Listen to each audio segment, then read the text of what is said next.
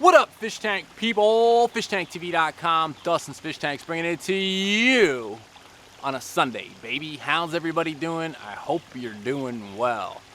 So your boy D got back from vacation last week. I was talking to my girl Tam and reading the comments from you all about what you wanted me to do videos about, and it kind of hit me. I haven't really done a completion video on this pond behind me here. I had Reefapalooza, went on vacation, I'm back. So it's been 2 months basically since this thing has been put together, and I want to give you guys an update today on what's going on in the pond and kind of how it's been going down. But it's Sunday, it's Species Sunday. You can see I'm wearing the same shirt I was wearing in a video when I talked about my koi problem before any shovels of dirt have been dug in this sucker. So I got a little Species Sunday action for you from a 2.5 history major who loves Japanese stuff in just a second. But first, let me show you around the pond. Here's what's up. We'll start up here with the pump. All this stuff is Aquascape brand stuff. I didn't install the pump myself, and kind of glad I didn't as well. Love the big overflow box. Love the big basket. I can just pull it out and dump it if I need to. It's also easy to fill up. I just make sure like the water level is up close to this, and then anything overflow will flow out of there, So that's pretty solid. I've got my line here. I'm going to talk about the heron and the raccoon in another video, but I do have this fishing line here. It's supposed to deter herons. So far, so good. I added this lily just Friday, actually. Really loving that thing. It will not survive the winter because of the blue. Basically, any of the blue lilies do not survive wintertime. I've got some taros here, an imperial taro here.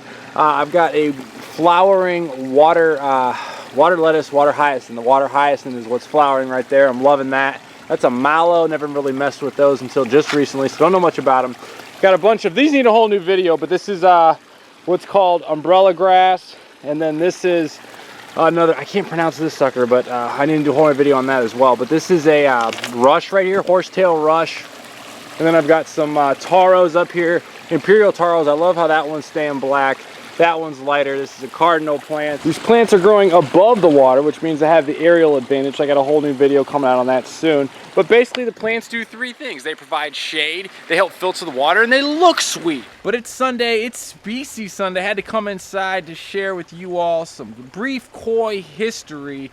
2.5 history major from Ohio University is loving sharing this with you all. So koi originated from carp in China. The Chinese used them as a food source as well as using their waste to feed rice fields. So think about that. You got two ways. You got the rice feeding you and you got the fish. So that's awesome on a whole other level besides the decorativeness of them. It's also rumored that Confucius was given a koi by the Emperor of China. So that's when you start to see that, the koi in the Chinese artwork. But it wasn't until the Chinese invaded Japan, probably in early 1800 something, that the Japanese took notice of it. And I talked about it in the other video.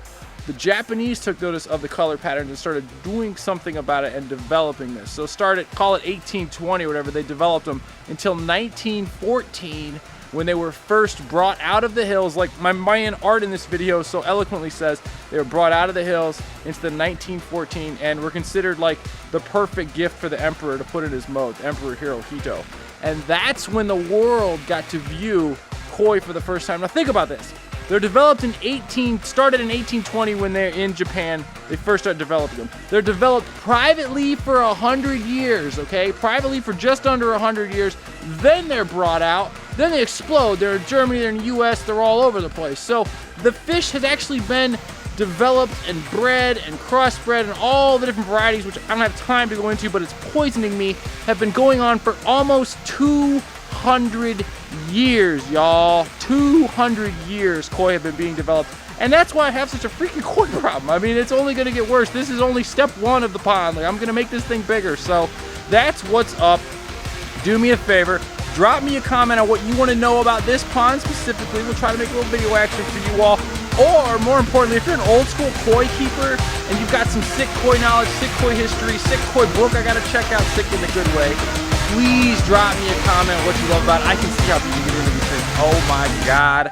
I got my kohaku in over on Friday, so having a lot of fun. If you like what I'm doing, subscribe. Check out all these koi videos at the end of this video.